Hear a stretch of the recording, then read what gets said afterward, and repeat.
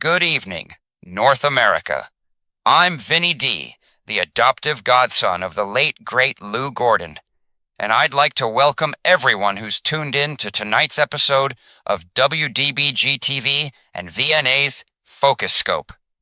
This episode is being aired from Metro Windsor-Detroit, and tonight's focus is going to be centered on Canada. And tonight I'd like to say that after 3 years, no, actually 3 centuries, Canadians now need to finally wake up to the brutal truth and harsh reality. The nightmare of the Freedom Convoy crackdown, bank freezes, Emergencies Act invocation, arrests, livelihoods destroyed, families torn apart, only happened because the Canadian people did not have the same unalienable, God-given rights as their American and French counterparts to lawfully refuse tyrannical government mandates without facing severe repercussions, punishment, or state retaliation for simply exercising those basic freedoms. In the United States, the Bill of Rights, especially the First Amendment, free speech, assembly, petition, the Fourth, protection against unreasonable seizures, and the strong tradition of individual liberty explicitly empowers citizens to say no to overreach without the government being able to crush them with impunity.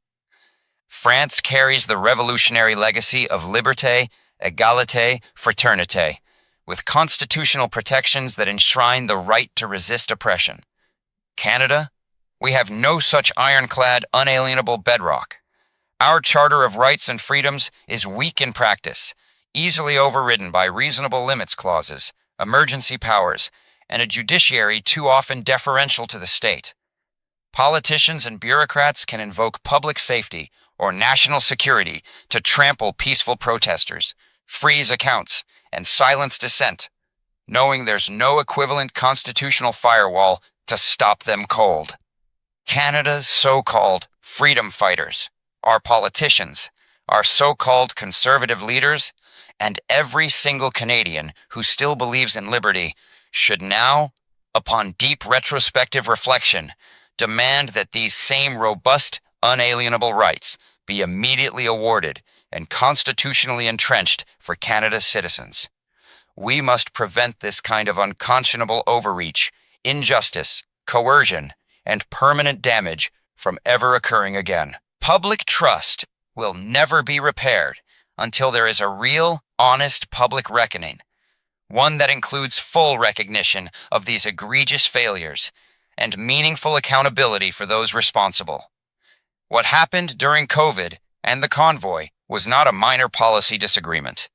It was an unconscionable abuse of power by those entrusted to serve the public, devastating lives, livelihoods, and fundamental freedoms. It is not something people just forget or move on from.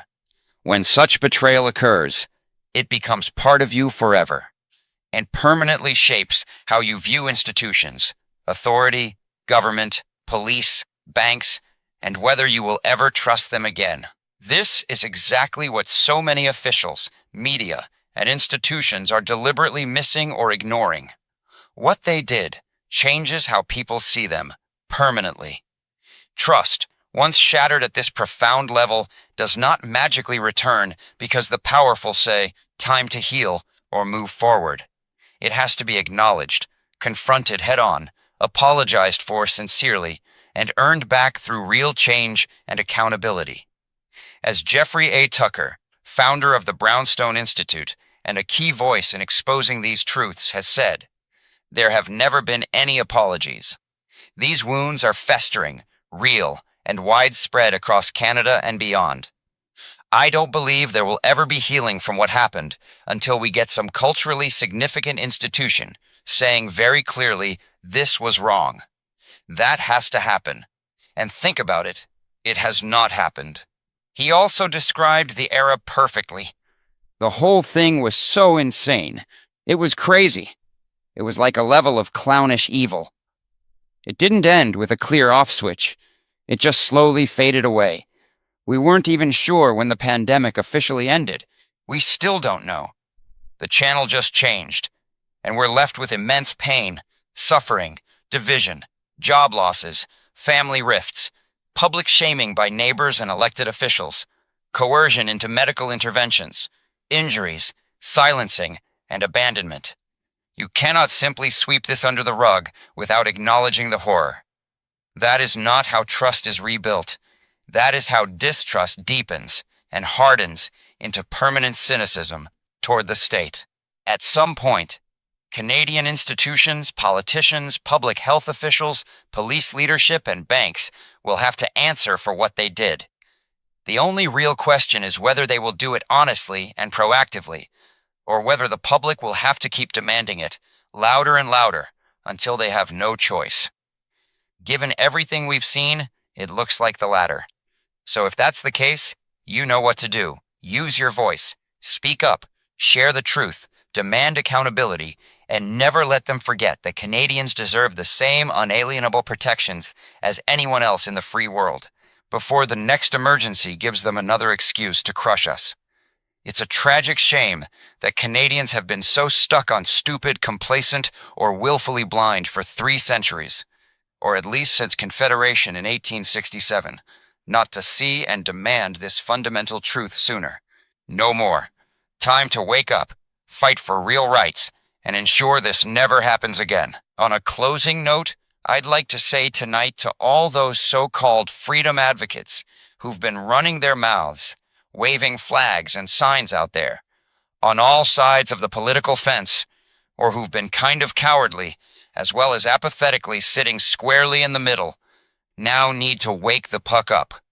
Because to truly change things for the better, Canadians must have elections, not appointments, for judges, prosecutors, top cops, top educators, top doctors, and most importantly, real, true, and meaningful unalienable rights that are actually protected and enforceable.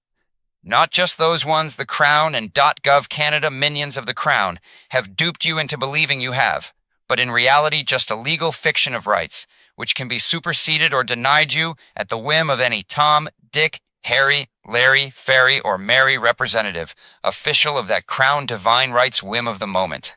Wake up, Canada, for those are not real rights, merely an illusion of true and meaningful rights. As whenever the first section of a Bill of Rights states or otherwise prescribes that any rights following that first section of any Bill of Rights, Constitution, or Charter of Rights can be denied, the remaining rights which follow listed are in reality mere worthless print on a scrap of pretty much useless to the citizen paper. Because the irrefutable plain truth is that if Canadian citizens don't hold those true, meaningful, superseding to any Crown rights, unalienable rights, and possess the power to choose these key positions, such as senators, prosecutors, top cops, top doctors, top educators, through direct elections, rather than having them appointed from above. And most importantly, if Canadians don't have truly meaningful, empowering control over who governs us and how, then not a damn thing is ever going to change for the better in Canada. Not for anyone, and not for the nation as a whole.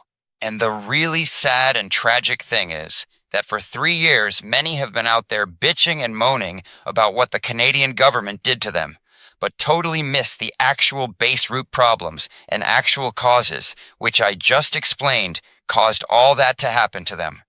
As if they had not been duped for 3 centuries, thinking that their southern neighbors were inferior, and had borrowed a few things from their American and French cousins in regards to those real rights and powers every citizen and human being should have and hold, instead of docilely allowing an ancient divine right of the Crown, King, and only the elites of society to dictate and choose everything for them. Canadians could have lawfully said no without retaliation, and neither the Convoy nor Emergencies Act, nor the mandates and all the resultant misery, trials, and rights infringements, as well as economic, social, and cultural misfortunes, would most likely ever have occurred. So, wake up, Canada, and start seeing the real root cause behind what's happened and is still happening, and demand that those in Parliament give those real and meaningful rights to you, or put someone in there who will. Otherwise, not a damn thing will ever change for the better.